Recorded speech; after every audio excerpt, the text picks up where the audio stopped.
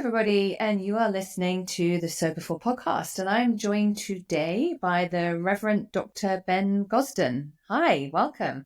Hey, thanks for having me. You're welcome. Now, can I call you Ben? Yeah, please. Ben has written a book called Grace Rediscovered, and I just thought that you would I'm just going to tell you, I get tons of people like soliciting me to come on the podcast. But yours kind of stood out because I just thought, what an interesting story about, well, you tell us, what's the book about in a nutshell? Yeah, so the book, I wrote it 2.5-ish years into sobriety. So now I've just celebrated my third sober birthday. The best way to probably describe the book is it became a cathartic experience for me to try to share my story, which is one of the things where we learn to do in recovery. That part of the gift of recovery is to share it with other people. And so, it's kind of I'd have to say from the outset, it comes from a Christian perspective because I'm a pastor. But that's not to say that there aren't many things in there that couldn't be applicable to people of all traditions and spirituality leanings.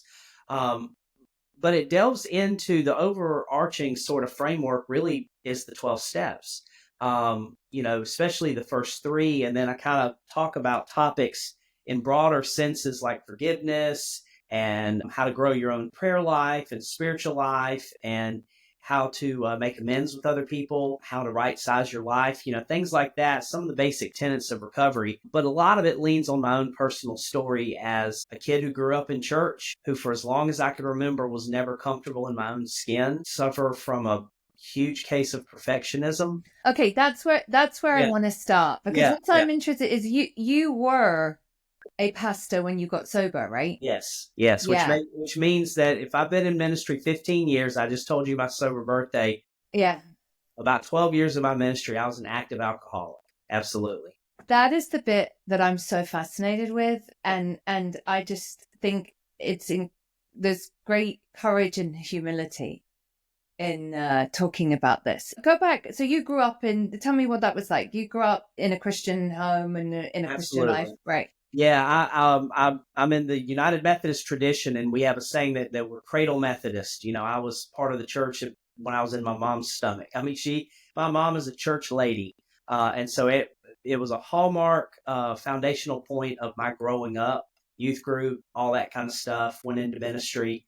Didn't drink until I was 21, but boy, it was magical when I started. I still remember that first experience. And then it just became something that quietly and subtly grew over time until it just became a huge thing in my life.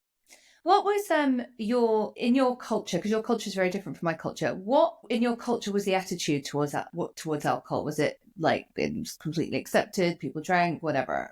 It's interesting. My mom is a big teetotaler. I mean, we don't drink. It's not good. All those kinds of things. When I got into ministry, I figured out I could be the cool pastor if I was willing to go out and have drinks with you. And so I was the cool pastor who you could have wine with and have a beer with and watch a ball game with and drink some bourbon with and all that kind of stuff. My deep, dark secret was that I could hold it together and have one or two drinks with you over happy hour, and then I would go home and have half a bottle by myself later. Interesting. So your experience sounds very similar to my experience when I tried alcohol when I was 14 and I was off to the races by the time I was 15.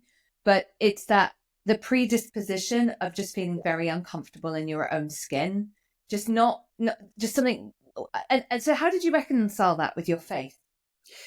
It's interesting. It was an issue that I can remember, but I never really knew what to do with it except just put it up underneath everything else, compartmentalize it, sweep it under the rug, however you want to say it. For as long as I can remember, I was very, very self-conscious, very aware of feeling different or weird or, as they say, alone in a crowd kind of thing. Yeah. I worked really hard to be popular. I worked really hard, thank goodness I'm a little bit funny. And so I worked really hard on that, because that was the way I could get people to like me. I would make fun of myself so that, in my brain, if I did it first, then you couldn't make fun of me. But there was just this dis-ease that I can always remember forever. Mm. And when I was 20 years old was when I had my first drink. And I remember surprising my friends at a bar that they hung out at and they knew that I didn't drink. And then I came, they're like, oh, here's Ben, let's buy him a drink. And I remember about the second, gulp in that I didn't really like the taste at all, but I thought this feeling of ease washed over me. And I thought, that's what I've been looking for all these years. And, it just kind of became slowly but surely a thing. And by the time I was in ministry, high stress, especially during the pandemic and trying to hold churches together when people couldn't come, all of that, it just became a self medication. It was how I Mm. would unwind. And I was a daily drinker. Like, I'm probably a little OCD. I mean, I could sit down at 8:30 p.m. every night and have that first drink. It was like clockwork. What made you decide to go into ministry? I mean, I guess the short answer is I felt God lead me there. It was probably a lot messier than that. Pleasing my mother is a big piece. Mm. She loved that, and I'm a people pleaser and a perfectionist. And my dad left when I was 12, and if I achieved and did things well, it made my house happy. And if I didn't, then my house was not happy. And so, of course, as the perfectionist, you want to keep everyone happy. Mm. I kind of wrestled with it in college, some ins and outs, and then came back to it, I think, on my own terms. I've always wanted to help people, and I've been fascinated by God. And so putting those two things together in ministry have meant a lot. Yeah.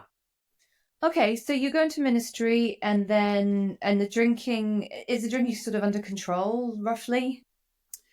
Sort of, but it kind of correlated with as I was a poor college kid when I first got married, and so we couldn't afford a lot of alcohol, and so I knew I enjoyed it, but I had limits, and even in grad school, we had limits, and it just grew and grew as my income grew, as I got out of grad school, as the environments changed. I served a more well-to-do downtown church as an associate pastor. So it was charming to them that I was this 27-year-old kid who didn't mind going to the bar or the club or have a beer. I totally see that, right? Yeah, I totally like, oh my God, the cool pastor, right? yeah, This guy goes and has a absolutely. couple Yep. of beers and watch the game. It's so approachable. And on the one hand, it made me feel good that I could connect. On the other hand, I needed to be liked and loved.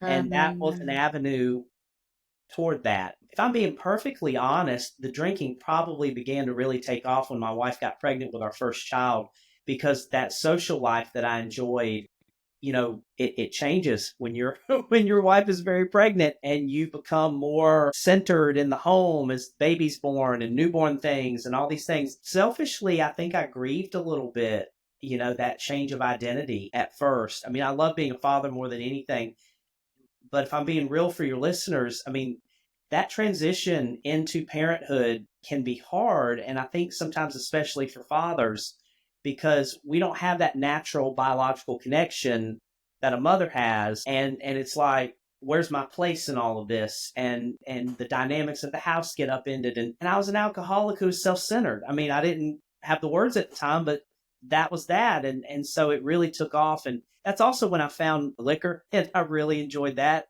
And once I knew that, then it was just a good decade or more off to the races every night. Do- Okay, so get me to the like when everything, the rock bottom. So COVID, Mm. what happened? So I knew around winter into the year 2019, I knew that I had a problem. I knew that something was becoming unmanageable. Right. Was anyone else noticing? Did anyone else say anything? I was very good at hiding it and very good at lying about it. I was surprisingly 4 drinks in. I was like a ninja. If my wife went to the bathroom while we were watching Netflix, I could tiptoe to the cabinet, top off a drink, and be back, and she'd never hear it. It was amazing. Every now and then she would say, you're drinking a little more, but she's also just very accepting and loving. And, I was able to show up. I was able to be present and do the things. Right, you're People, not getting DUIs, you're not falling right. over. Right. People had no idea how hungover I was. They had no idea how I had run 3 miles that morning just to sweat it out so you wouldn't smell bourbon on me at church. I mean, I Wow. worked so hard to hide it. So I knew that there was something going on. I tried to quit for about 90 days in 2020, and then COVID happened. We shut churches down. And I remember going out with some folks from church after we kind of said, everyone stay at home, we'll do this online thing. And I live in downtown Savannah, open containers, big drinking culture, all of that here. We went out to lunch, and it was probably a week before all the restaurants shut down. And I, without even thinking, had not drank in 90 days. Everyone's having cocktails. I just said, let me have one. And 90 days, no booze. And I was 5 cocktails and it was nothing. I mean, it was, you can start back so fast. And from there, it was like Groundhog Day, right? For all of us, you're doing the at home thing and everything is just the same every day. And liquor stores were essential services and they were easy to get to. And so I just took off, and it was, let's see, so 2022. So it was a good year and a half or more of heavy drinking. By the end of 2021, I wish I could say I had an exciting rock bottom, some grand story. I was exhausted. Sick I and was, tired of being sick I and was tired. absolutely sick and tired of it. My birthday's in mid-November. The whole season of Thanksgiving to Christmas is huge in the church. It's stressful. I had drank my way until I was sick and tired of it. And so at first I was too smart, and I was like, well, I'll just do one of these sober January things. And probably by God's grace, the pink cloud began to set in on me about 2 weeks in. And I thought, oh my God, I haven't felt like this, because by that point, I couldn't remember my last sober day.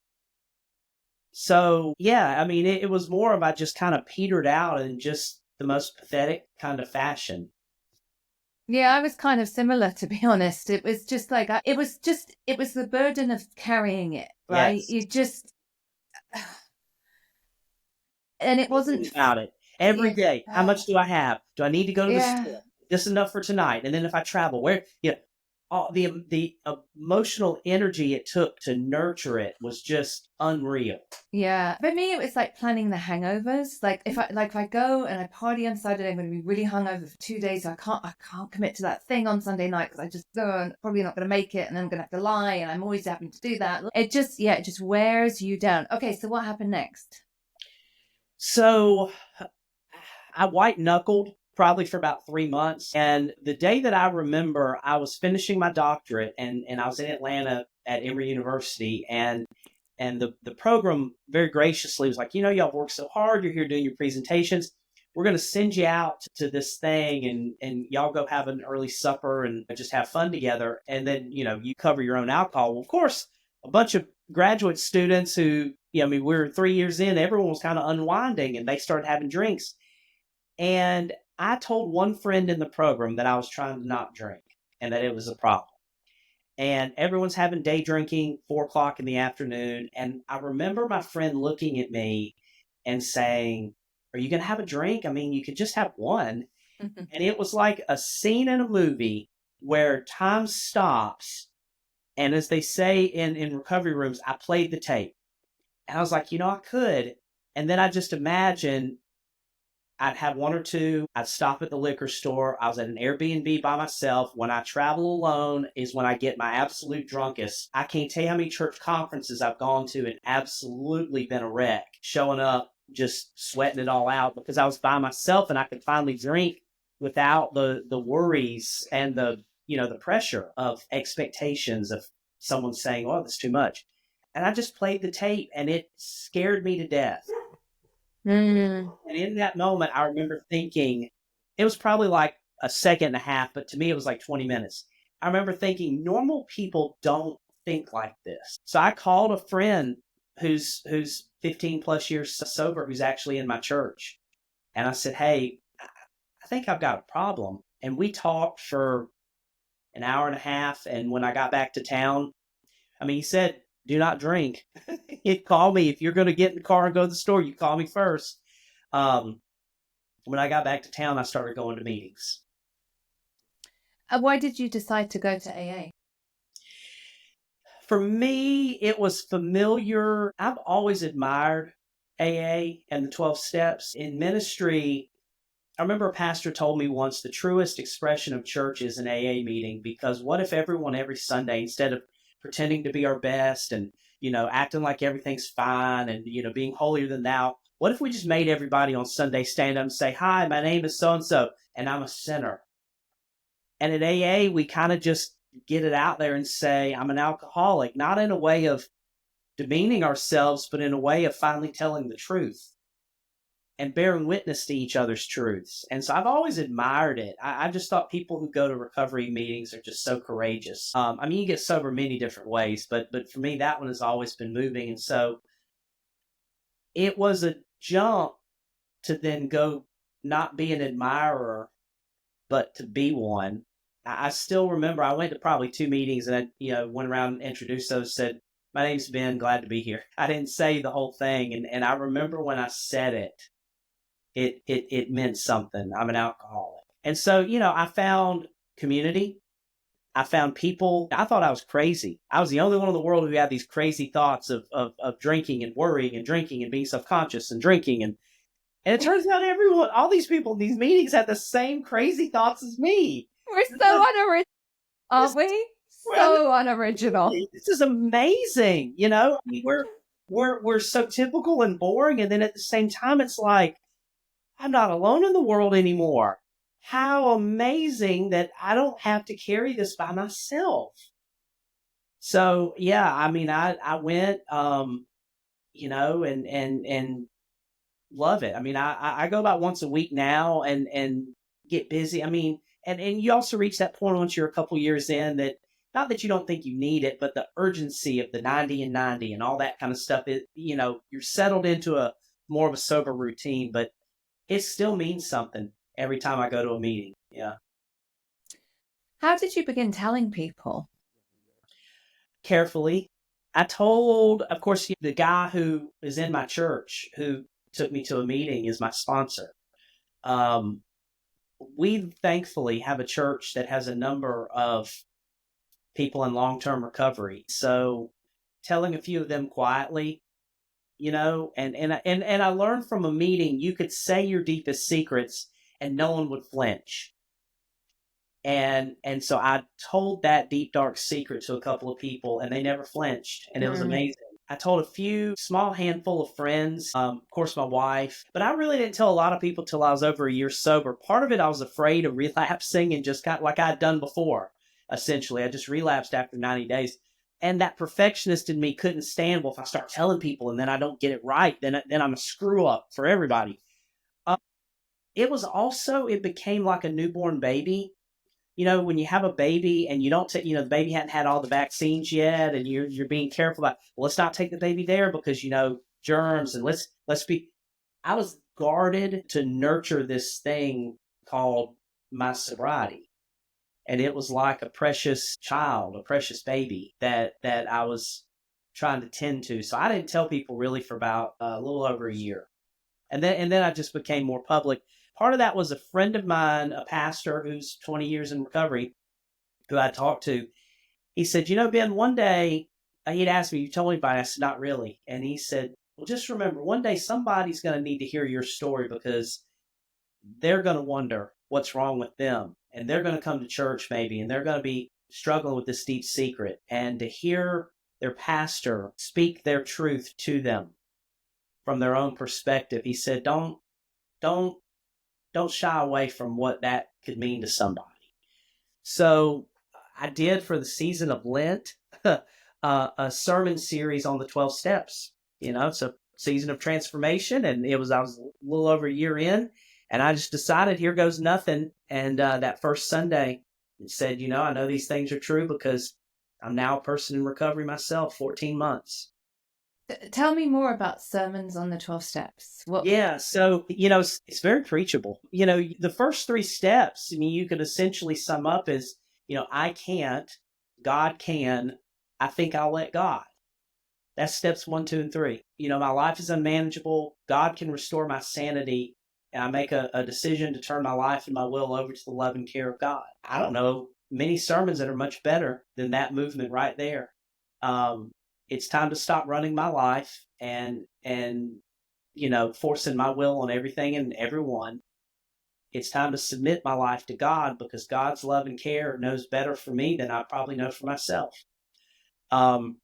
So yeah, I mean, you could do that. You can, the whole inventory piece. How do we deal with our own shortcomings, limitations, flaws, sin, whatever you want to call it? How do we ask for God's help? How do we make amends and forgive and learn to ask for forgiveness from one another? How do we grow in our own spiritual lives to pray, to meditate, to reflect, to be in God's presence? That's steps 10 and 11 right there. And then 12, how do we share the good news of hope and healing with others? That was my Easter sermon that year. How did it go down? I think pretty good. I tell people, I've told pastor friends, they're like, oh my God, how did they take it? And I was like, surprisingly nonchalantly. Like the whole congregation was like, oh, okay.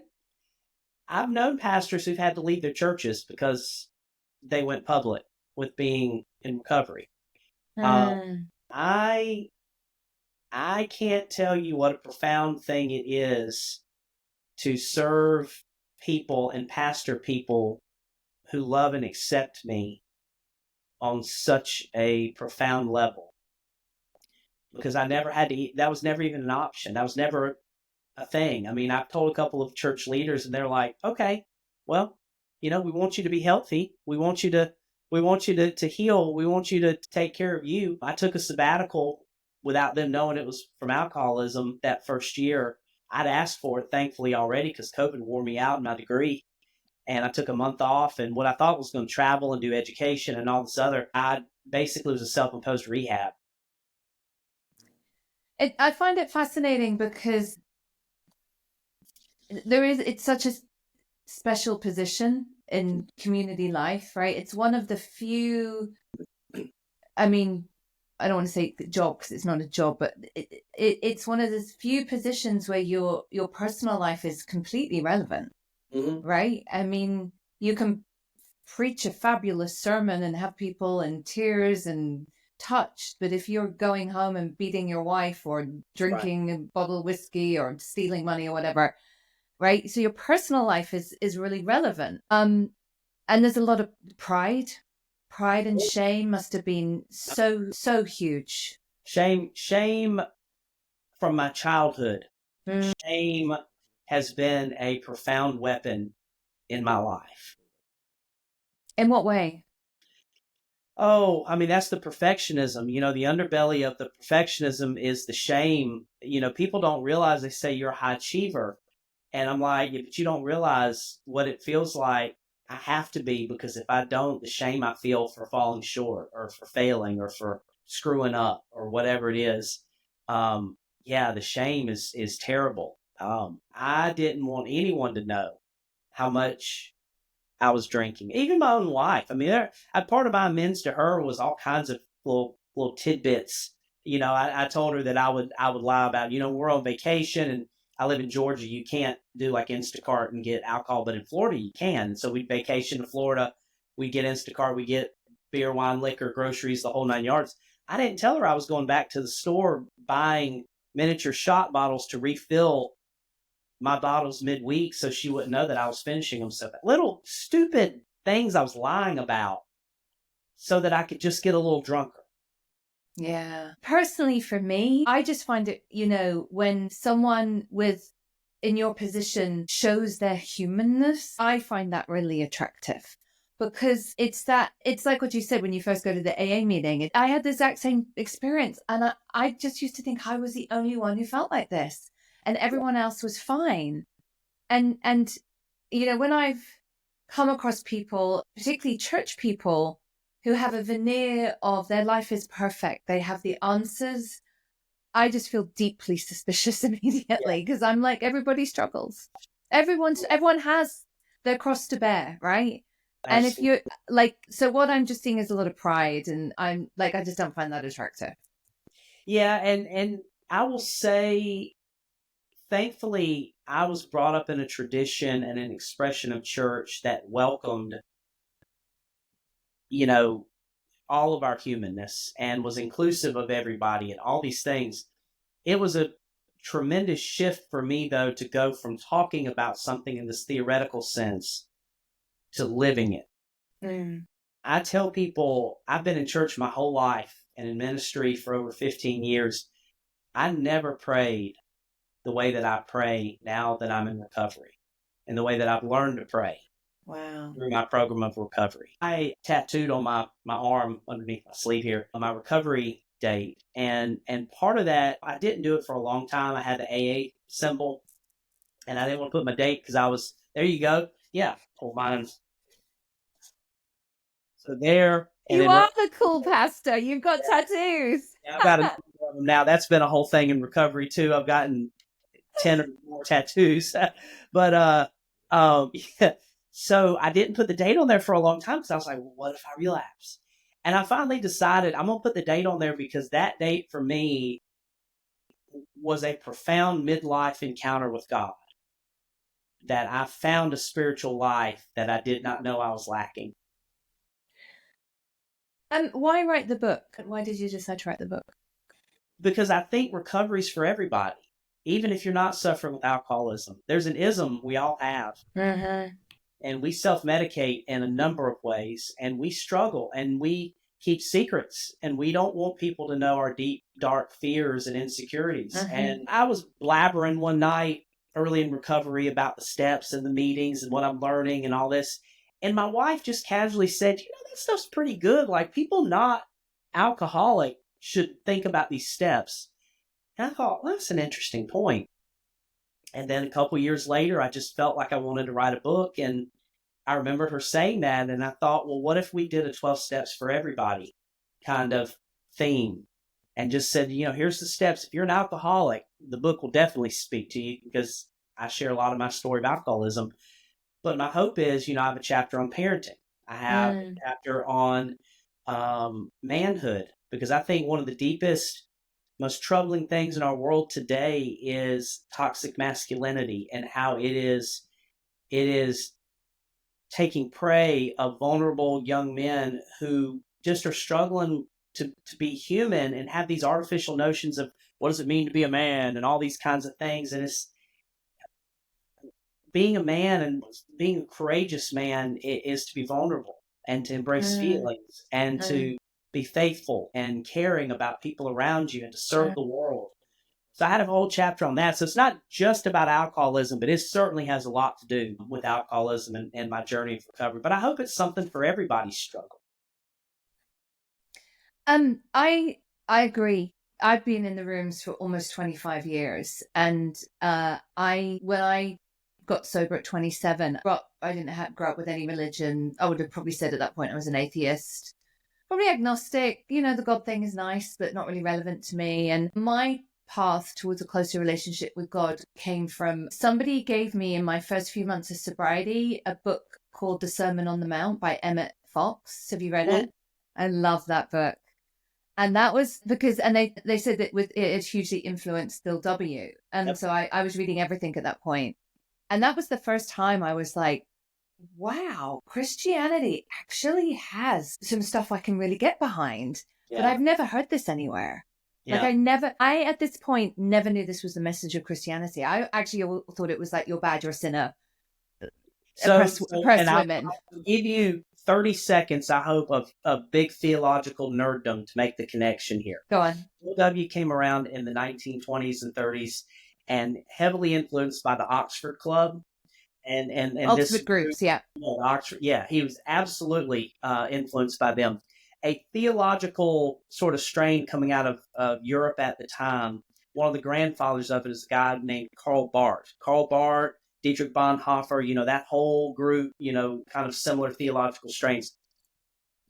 Karl Barth's big contribution to Christianity was, at that time, theologians had been constructing this notion that God is really a reflection of us. And Karl Barth came along and in this high-minded, profound way said that God must be wholly other, must come to us. There's no way we can be God because we're frail, flawed human beings.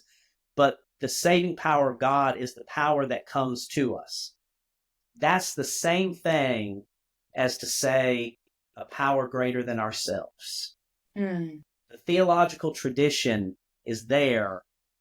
And so for me as a theological nerd, I go, Bill W. was living Karl Barth, this notion that only a power greater than ourselves can truly save us, because we can't save ourselves. We need something greater than us, because Lord knows, look at my life and the wreck that I've let it become, and that's all the evidence I need that I can't save myself. I hated being an alcoholic. I hated that I drank every day. I felt shame every morning and said, I'm not doing it tonight. And damn it, by 8:30 at night, I'm sitting down, pouring a drink, and not even thinking. It's only by the grace of God, because I couldn't do it. Absolutely couldn't on my own. I've seen the 12 steps as ancient spiritual wisdom that have been passed down through generations because we just need them so badly. I mean, we're singing from the same hymn sheet here. I just think they are one of the greatest gifts to humankind, and it's ancient spiritual wisdom. Are you familiar with Richard Rohr, the theologian? Yeah, I've heard of him. I don't know if I'm familiar. Richard Rohr, you're speaking. Richard Rohr says that the 12 steps are America's great contribution to the tapestry of spiritual tradition. He said it is so uniquely American because it's so pragmatic, and yet it depends on this notion of God. And for him, he says that the 12 steps, that Bill W., that the first 100, that group contributed something to the spiritual tapestry of history. That is so fascinating. I'm gonna have to think about that. They are uniquely American. Yeah, it's very true. At the same time, it also feel like there's a rugged honesty to the steps that speaks across cultures. Yeah. You know, I call it rugged because it's raw, but I mean, we call it rigorous honesty, right? In the big book. To be rigorously honest with yourself and the world around you is one of the most courageous things in life. So I'm British, obviously. I live in Alabama. My husband's American, and we always kind of tease each other about Brits and Americans. And I have this joke about Americans, and it's nothing. The greatest example of it is the Super Bowl, right? Americans look at something, it's a football game, and go, how can this be more? How could we add more? Right. We'll have a band in the middle. We'll do that.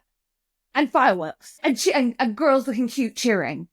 And this and that. And then the adverts are like a whole little, like, and I kind of love, I love, but I love that about America. I think it's the same thing. It's almost like Bill W. and Dr. Bob at the absolute blackest point. There was still that question. There has to be more than this. There has to be. Where is it? What is it? And yeah, I agree with you. That's so interesting. Yeah. Well, and one of the gifts that I don't think are spoken enough,